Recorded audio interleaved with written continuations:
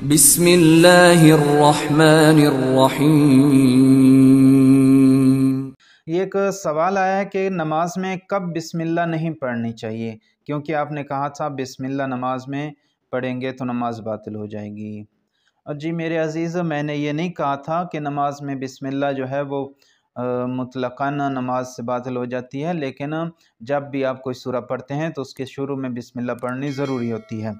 और तीसरी और चौथी रकात में अगर आप तस्बीहात अरबा पढ़ते हैं तो तस्बीहात अरबा के शुरू में बिस्मिल्लाह नहीं है।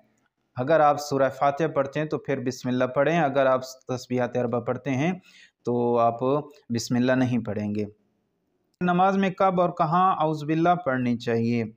मेरे अज़ीज़, जब आप नमाज शुरू करते हैं, नियत करते हैं, नियत के बाद तकबीरतुल इहराम कहते हैं, उसके बाद औज़ुबिल्लाह पढ़ना मुस्तहब है। उस वक्त आप औज़ुबिल्लाह पढ़ सकते हैं। अपना ख्याल रखिएगा। अल्लाह हाफ़िज़।